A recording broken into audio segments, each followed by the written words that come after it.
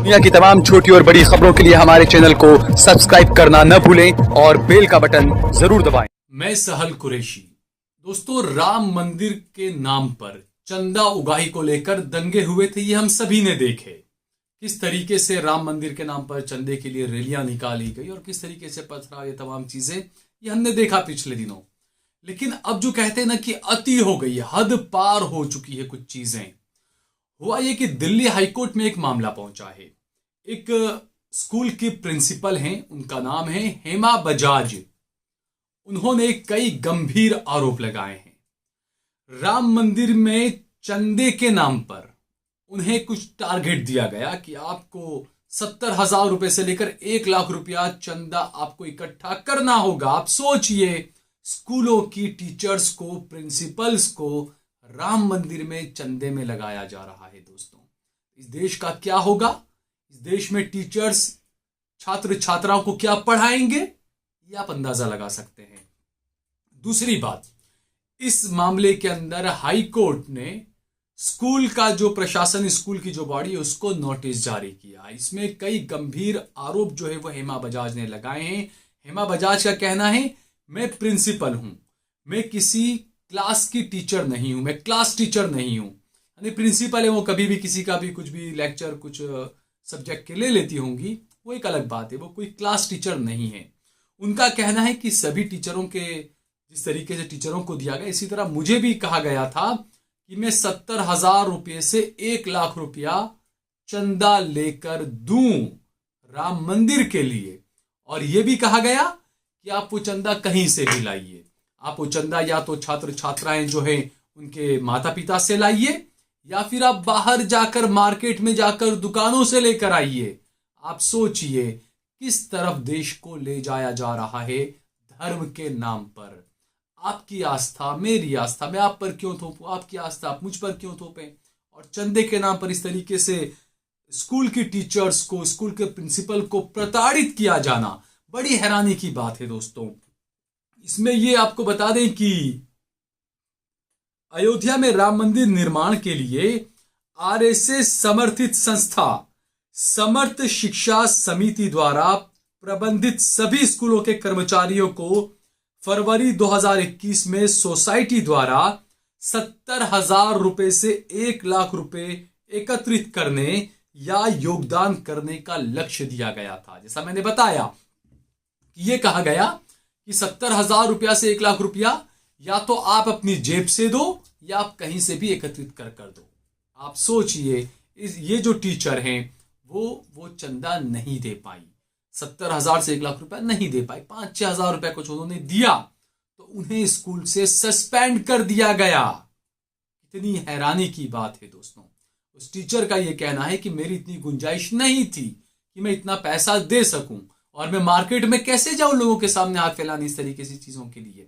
तो उन्होंने कम पैसा दिया, 5-6 हजार रुपया कुछ उन्होंने 2-2.5-3 हजार रुपया जो भी दिया होगा। उसके बाद उन्होंने इस मामले को लेकर दिल्ली हाईकोर्ट का दरवाजा खटखटाया। दिल्ली हाईकोर्ट के अंदर हेमा बजाज ने कई गंभीर आरोप लगाए हैं। दोस्तों, आपको यहां बताते हैं कि हेमा बजाज ने क्या क्या आरोप लगाए हैं। हेमा बजाज का दावा है कि पिछले साल अगस्त में उसे बिना किसी कारण के अचानक स्कूल की भालसवा शाखा में ट्रांसफर कर दिया गया। स्कूल से उसके सभी डायरी, डॉक्यूमेंट और अन्य सामान लेने का समय तक उन्हें नहीं दिया गया। उन्होंने 3 मार्च 2021 को राम मंदिर के लिए 2100 रुपए का दान दिया था और समर्पण के नाम पर किसी भी राशि का भुगतान करने से उन्होंने इनकार कर दिया था।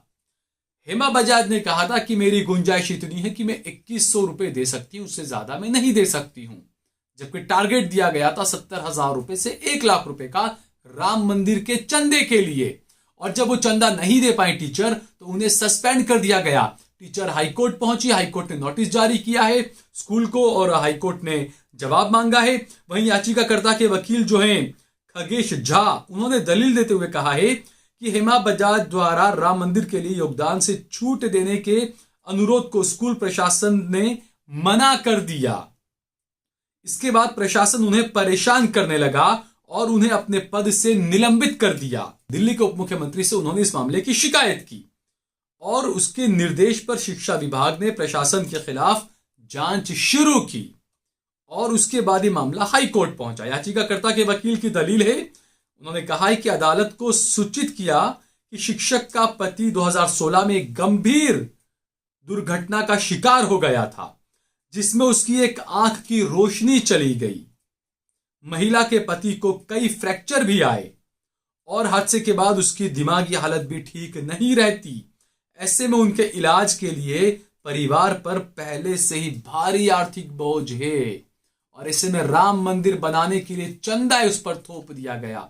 यानी कि जिसके पति की एक आंख चली गई, जिसका पति सही से चल फिर नहीं सकता, जिसका पति मेंटली परेशान हो चुका है, वो महिला किस तरीके से अपने घर का गुजरान चलाती होगी आप सोच सकते हैं। कोरोना काल है, महंगाई है, वैसे भी लोगों के पास में पैसा नहीं हो पाता है। आज की जो तनख्वाहें जो कम होती है, क्योंकि ये टीचर ने भी आरोप लगाया है कि इनकी तनख्वाह में भी कटौती कर दी गई थी। तो ऐसे में या तो वो अपने घर को चलाए, अपने बच्चों को पढ़ाए, अपने पति का इलाज कराए या राम मंदिर के लिए चंदा दे। बड़ा सवाल है दोस्तों, इस बारे में हमको सोचना चाहिए। क्या भगवान राम इससे खुश हो रहे होंगे कि एक टीचर को, एक महिला को इस तरीके से भगवान राम के नाम पर प्रताड़ित किया जाए?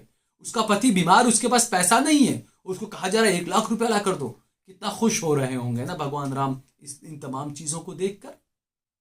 ये किस तरीके का भारत निर्माण किया जा रहा है दोस्तों? कौन ताकतें हैं इसके पीछे? कौन है जो ये तमाम नफरतों को इतना ज्यादा बढ़ावा दे रहे हैं और अपने धर्म को जो है वो लोगों पर थोपा जा रहा है, अपनी आस्था को लोगों पर थोपा जा रहा है? ये आखिर नहीं चल सकता दोस्तों। ये देश को तोड़ने वाली चीजें हैं, ये देश को जोड़ने वाली चीजें नहीं है। दूसरा, अधिवक्ता ने हाईकोर्ट में कहा कि खराब आर्थिक स्थिति के बावजूद आरएसएस समर्थित संस्था समर्थ शिक्षा समिति द्वारा चलाए जा रहे स्कूलों में शिक्षकों को दान की राशि देने के लिए बाधित किया जा रहा है। याचिका में दावा किया गया है कि स्कूल प्रबंधन द्वारा पीड़ित शिक्षिका पर बच्चों के अभिभावकों द्वारा जातिवादी टिप्पणी करने का झूठा आरोप लगाया जा रहा है। आप सोचे कितनी हैरानी की बात है कि जब एक महिला टीचर हेमा बजाज, जब वो राम मंदिर के लिए 70,000 1 लाख रुपया चंदा नहीं दे पाई तो उनको जो है वो झूठे आरोपों में फंसाया जा रहा है। ये आरोप लगाया है उनके वकील ने। उनके वकील ने कहा कि जब राम मंदिर के नाम पर वो चंदा नहीं दे पाई तो जो दूसरे छात्र छात्राएं हैं उनके माता पिता को बोलकर, उनको उकसाकर इस महिला टीचर पर झूठा आरोप लगाया जा रहा है। ये कहलाया जा रहा है कि ये महिला टीचर हमारे साथ में जातिवादी हमारी टिप्पणियां करती थी। तो आप सोचिए दोस्तों कि किस तरह, क्योंकि हमने देखा है किस तरीके से लोगों को प्रताड़ित किया जाता है और उसके बाद किस तरीके से किसी दूसरे मामले में उसको फंसा दिया जाता है, उलझा दिया जाता है और लोगों को बताया जाता है तो इस मामले में फंसा हुआ है, तो ये मामला है। जो असली जो मुद्दा था उसको दबा दिया जाता है दोस्तों। तो एक महिला टीचर को इस तरीके से प्रताड़ित करना राम मंदिर के नाम पर, भगवान राम के नाम पर, मैं बार बार ये बात कह रहा हूं, क्या ये चीजें देखकर भगवान राम खुश हो रहे होंगे? ये हमें सोचना चाहिए। और दूसरा, जो प्रधानमंत्री छोटी छोटी बातों पर ट्वीट करते हैं, जो महिला महिला चिल्लाते हैं, क्या उन्हें इस महिला की, हेमा बजाज की, दिल्ली के अंदर, राजधानी दिल्ली का ये मामला है, क्या हेमा बजाज की आवाज प्रधानमंत्री को सुनाई नहीं दे रही है? क्या प्रधानमंत्री छोटी छोटी बातों में जो ट्वीट किया करते थे, क्या इस बारे में कुछ वो ट्वीट करेंगे? वैसे तो बड़ा महिलाएं चिल्लाते हैं, वो इस बारे में क्या वो कुछ कहेंगे?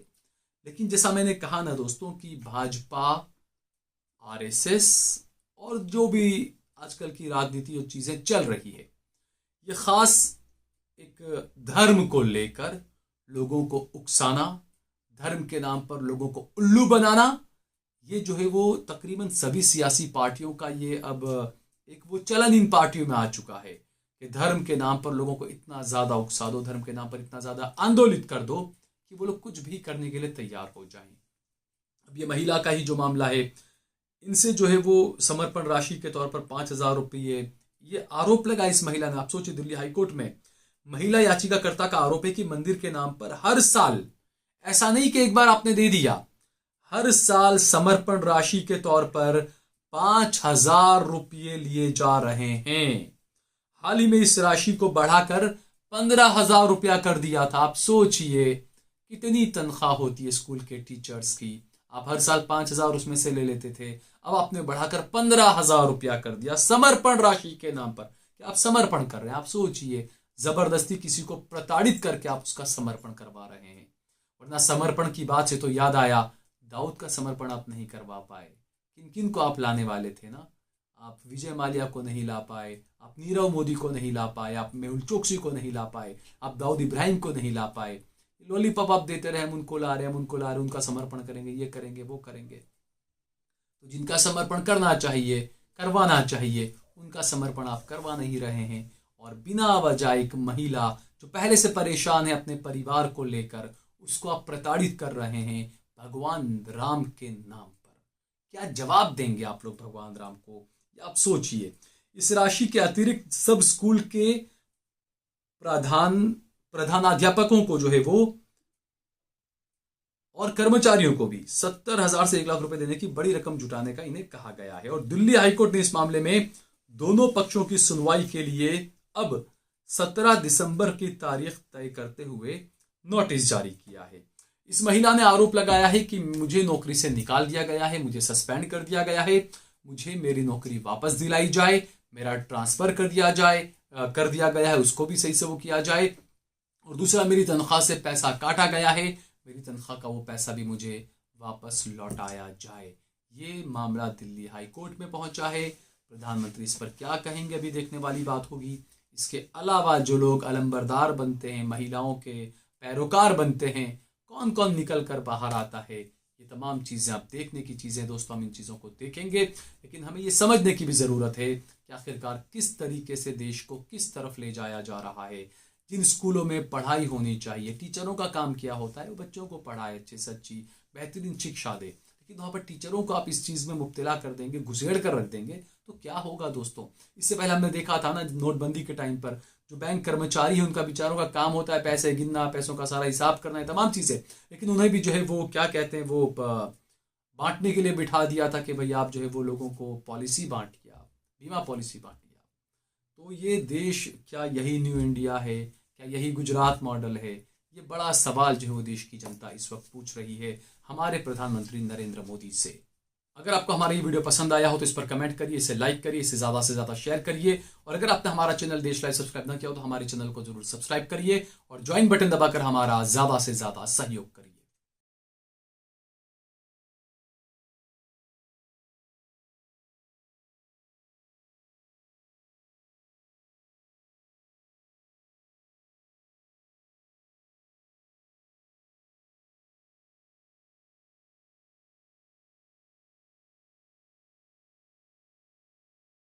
आप देख रहे हैं देश लाइव, देश की आवाज।